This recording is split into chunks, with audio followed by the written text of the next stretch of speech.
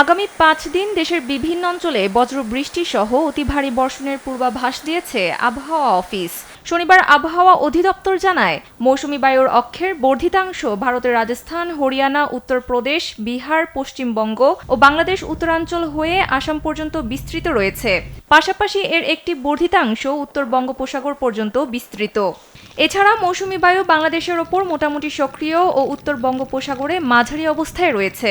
এই অবস্থায় রোববার সন্ধ্যা ৬টা পর্যন্ত রংপুর, রাজশাহী, ময়মনসিংহ ও সিলেট বিভাগের অধিকাংশ জায়গায় এবং ঢাকা, খুলনা, বরিশাল ও চট্টগ্রাম বিভাগের অনেক জায়গায় অস্থায়ীভাবে দমকা হাওয়া সহ হালকা থেকে মাঝারি ধরনের বৃষ্টি অথবা বজ্রসহ বৃষ্টি হতে পারে। সেই সঙ্গে এই সময়ে রংপুর, রাজশাহী, ঢাকা, ময়মনসিংহ ও সিলেট বিভাগের কোথাও কোথাও অতি ভারী বর্ষণ হতে পারে। তবে এ সময় তাপমাত্রা প্রায় অপরিবর্তিত থাকতে পারে।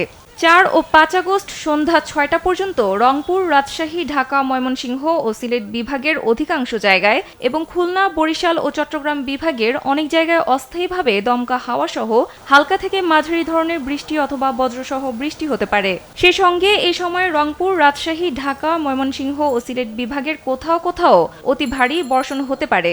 এছাড়া ৬ ও ৭ আগস্টও দেশের কয়েকটি স্থানে অতি ভারী বর্ষণ হতে পারে বলে জানিয়েছে আবহাওয়া অধিদপ্তর।